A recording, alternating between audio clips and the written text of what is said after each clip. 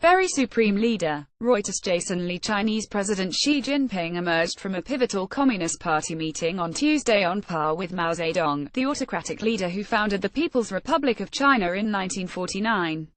The 19th National Congress, a major leadership reshuffle event, wrapped up October 24 with an amendment to the party's constitution that saw Xi's name added to the document link in Chinese along with a signature policy that will guide the party in the years to come. Recent communist leaders have seen their theories added to the constitution, but not their names. Until today, only Mao and Deng Xiaoping, who opened up China's economy during the 1980s, enjoyed that honor.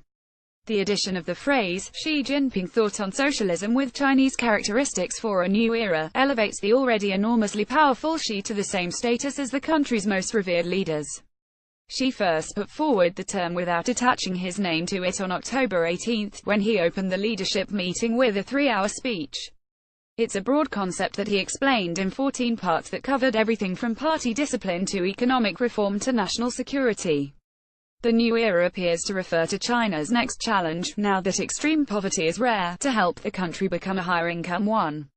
In his remarks last week, Xi declared that the principal contradiction facing China's socialist society has evolved. In the past, the contradiction was between the ever-growing material and cultural needs of the people and backward social production. Now, it is between unbalanced and inadequate development and the people's ever-growing needs for a better life, Xi said. Every top Chinese leader has his own signature political theory that is enshrined in the party constitution as a way to sum up his legacy. These terms, however, are evidently not equal in stature. For Mao, it's Mao Zedong thought. For Deng, it's Deng Xiaoping theory. And for Xi's two immediate predecessors, Jiang Zemin and Hu Jintao, it was three represents an scientific view of development. Mao Zedong thought first appeared in the Communist Party's constitution during its 7th National Congress in 1945. The term disappeared from the document in the 8th Congress in 1956, the first Congress held after the founding of the People's Republic, as the party was concerned about developing a cult of personality similar to that of the Soviet dictator Joseph Stalin. The term made a comeback during the 9th Congress in 1969, in the midst of Mao's Cultural Revolution, a chaotic campaign that mobilized the masses to purge disloyal officials. It's seen as referring to the localizing of Marxism, through Mao's emphasis on China's rural peasantry as the heart of the country's revolutionary zeal. During the 15th Congress in 1997, Deng Xiaoping theory was written into the party constitution months after Deng had passed away. That enshrined Deng's focus on economic development, and his philosophy that it was perfectly possible to adapt elements of a market economy with socialism in China. The theories of Jiang and Hu were added to the party constitution at the end of their tenures as party general secretary, in 2002 and 2012, respectively. Xi Jinping has only served one term as party general secretary, and is now beginning a second. In that respect, having his name in the constitution while he is still in power, raises Xi to an even higher status than Deng. It also vindicates dozens of tea leaf readers, who had been predicting this move.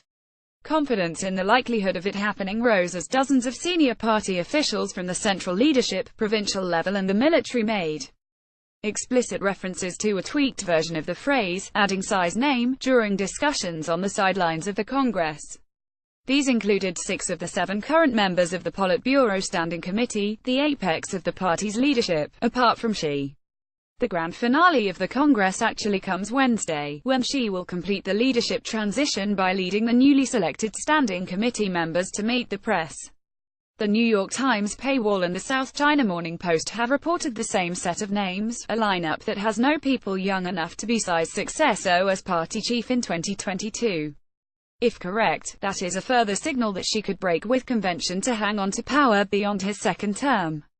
But a separate development showed that Xi honored another convention, the unwritten rule of retirement at age 68. The absence of 69-year-old Huang Qishan in the new 200-strong Central Committee link in Chinese unveiled Tuesday means that he will be stepping down from the apex group.